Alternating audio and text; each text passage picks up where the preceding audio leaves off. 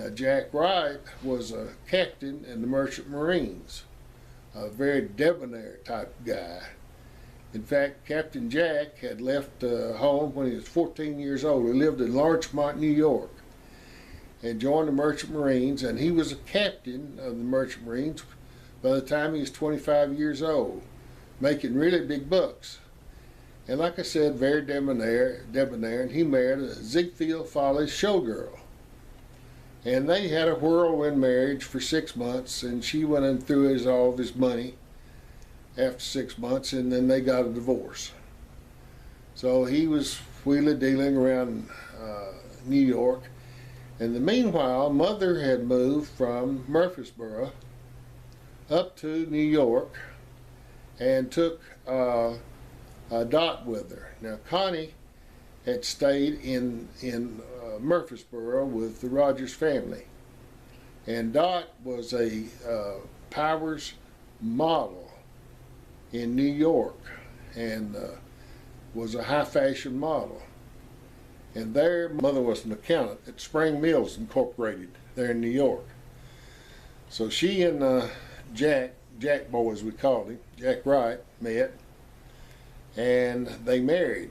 And so like I said, Jackboy would be out on the ships, and actually he ended up being there pretty well all the time in New York. He became what they call a harbor captain, or like a admiral. He controlled a large group of merchant marine ships.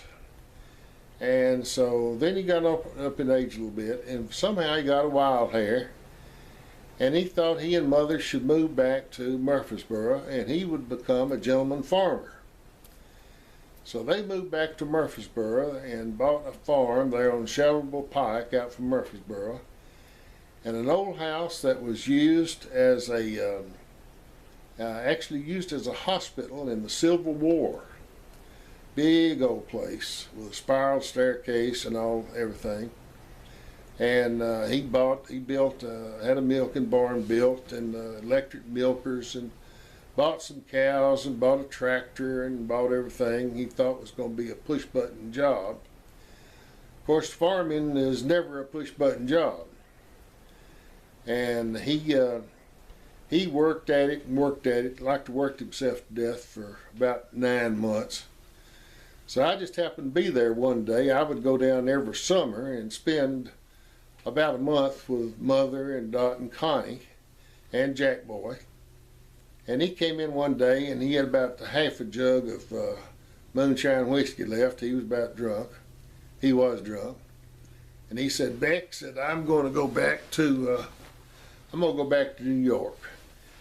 And I'm going to go back and get back in the Merchant Marines, and I just can't take this farming anymore. So just sell everything, and I'll send for you when I get reestablished there in New York. And so she said, okay. So he went down and got on a bus, and he went back to New York. And when he got back to New York, things had changed. He was too old to be a ship captain, according to the owners of the ship lines anymore. And he looked for a job, and finally he got a job as the pilot on the ship that goes around Manhattan, the sightseeing ship. And he did that for a while, and then he sent for Mother, and they settled in Paramus, New Jersey, at 208 Denver Road. I'll remember that. I'll tell you a story about that later. And then he settled in there, but one day he was down at the docks, and he had a lot of wild friends, because during the war he had been sunk 3 times by German submarines in his ships, and had survived all 3 sinkings by staying in. One time he was in a life raft for 47 days. They had grabbed about half a dozen crates of oranges when they went in the boat, and they sort of lived off oranges for 47 days. And another time it was shorter, but they survived.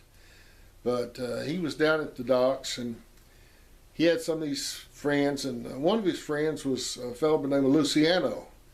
Now he was not Lucky. Lucky was the big gangster that really was really a bad person. But this Luciano was his brother, and he was a friend of Jackboy. So he came up to Jackboy one day, and he said, Jack said, I've got a job for you. Said, we're salvaging a ship out here about 25 miles. It went down out here off the coast, and said we need somebody to look after the bossing of that. Said, I want you to go out there and boss that job. And Jack said, oh yeah, I'll be glad to. So he'd get on the barge, and they'd go out, and they would bring up the steel from the salvaging of the ship that'd gone down. And that went on for about 6 weeks, and so they got it all salvaged and brought in, and nothing was ever said about money or anything. So anyway, Jackboy was down at the bar there down to the dock there one day at the bar having a drink, and Luciano came up to him and had an envelope, and just opened Jackboy's coat and stuck this envelope on the inside of his pocket, and he said, now, Jack, don't open that till you get home. So Jackboy went home and went to the bedroom and took off his coat and opened that envelope, and it was $85,000 in cash, which would be, of course, non-taxable money from Luciano. So Jackboy, one thing he didn't know, he knew the president of every ship line up and down the East Coast. So he thought, the one thing he did do, he thought he'd go out and he'd buy him a tug. So he went out and bought him a tugboat. And he started contacting all these presidents about jobs to have his tug to bring in the ships when they come in from overseas, or going out of port too. And very, very lucrative, profitable business. And so he was really doing great, making big money and everything.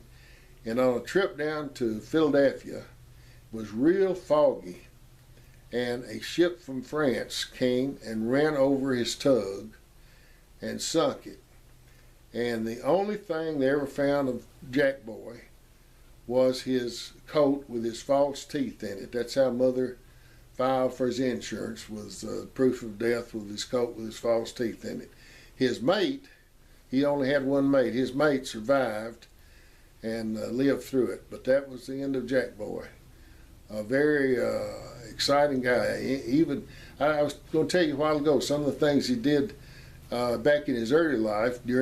He used to haul in whiskey during the Prohibition from Canada, and then in the wild part, he would haul guns in to South America.